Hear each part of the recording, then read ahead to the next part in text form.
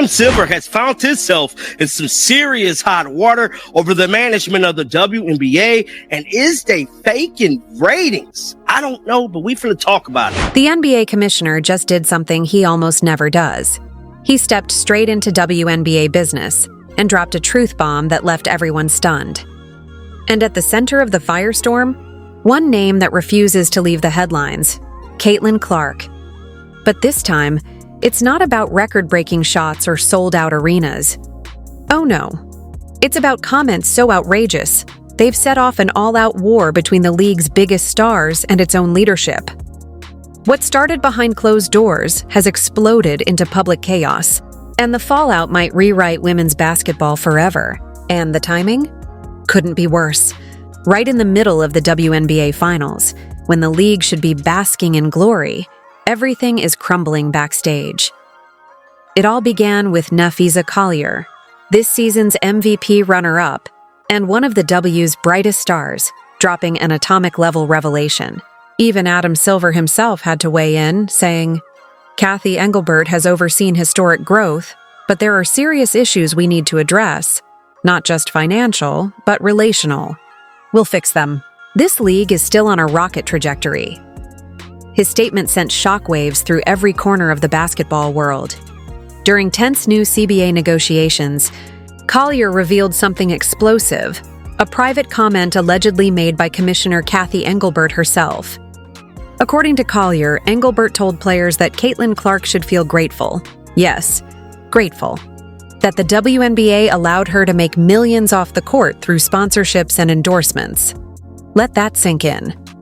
The commissioner allegedly told the woman who single-handedly turned women's basketball into appointment television, who packed arenas that hadn't seen full seats in years, who made the WNBA matter to mainstream America, that she should be thankful just to be here. The backlash was instant and brutal. Players across the league were livid, blindsided by the sheer arrogance of that statement. Social media exploded, fans were stunned. And Collier didn't stop there. She went scorched earth, calling WNBA leadership the worst in the world. Not bad. Not disappointing, the worst. She even called out Adam Silver, asking him to sit in on the next CBA meeting to actually listen to the women in the league and hear their concerns firsthand. Because, as she put it, the people in charge weren't listening. And here's the thing. She wasn't alone. One by one, players began stepping forward, echoing her frustration and sharing their own horror stories about league management. The issue wasn't just one bad quote. It was years of silence, neglect, and leadership so tone-deaf it might as well have been playing another sport. Why did this hit such a nerve? Because Caitlyn Clark isn't just another player. She's the golden ticket the WNBA had been praying for. Her college games drew Super Bowl-level ratings. She brought in millions of new fans who had never watched women's basketball before. The WNBA draft turned into a full-blown media circus. Suddenly, the same league that once begged for airtime was selling out weeks in advance. Broadcast networks were fighting, literally fighting, for her games because Clark meant ratings, and ratings meant money.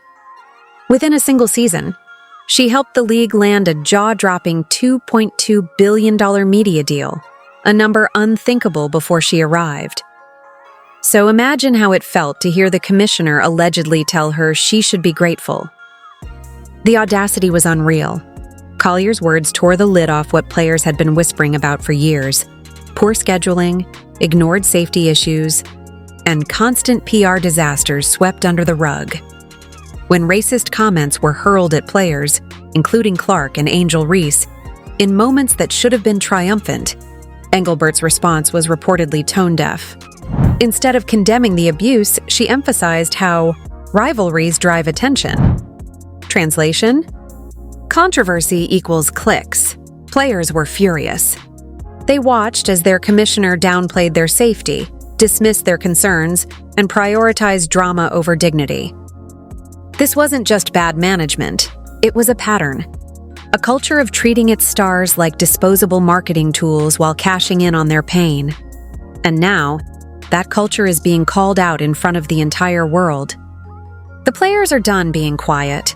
The cracks in the WNBA's leadership are no longer whispers. they're sirens.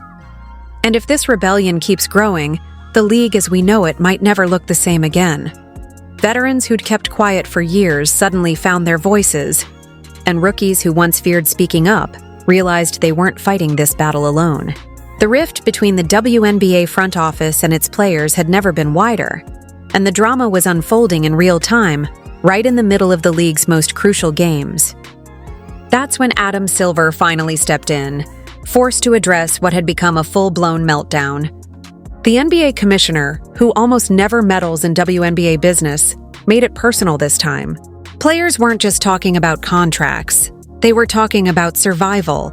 They said the WNBA limits their earning power while leagues overseas, China, Russia, Turkey, pay them exponentially more.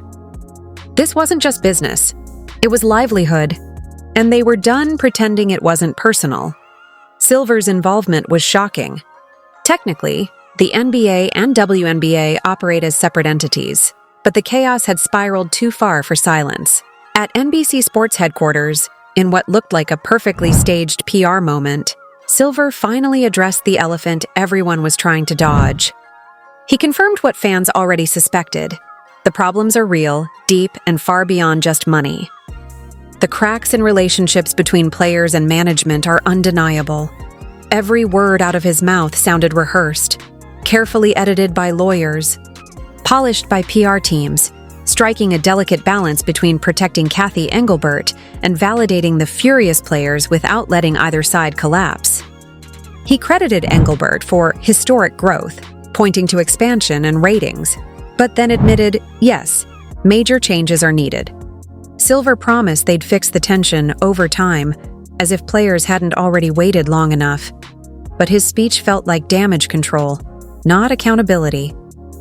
He wrapped everything in confidence and optimism, sidestepping the one issue that set the entire league on fire, the alleged "Caitlyn Clark should be grateful" comment.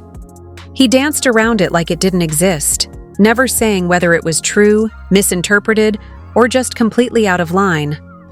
Players didn't want PR spin. They wanted respect. Because here's the truth. This was never just about money. It was about being told the woman who revitalized their sport should be thankful instead of valued. Yet, the money still matters and the numbers are brutal. WNBA players currently earn a microscopic 9.3% of league revenue. Compare that to the NBA's near 50% share for its players, and the gap looks like a canyon. Even as the WNBA locks in billion-dollar media deals and franchise valuations explode past $100 million, the people who built the product are left scraping for crumbs. The math doesn't lie. The system is broken, and now everyone's finally saying it out loud.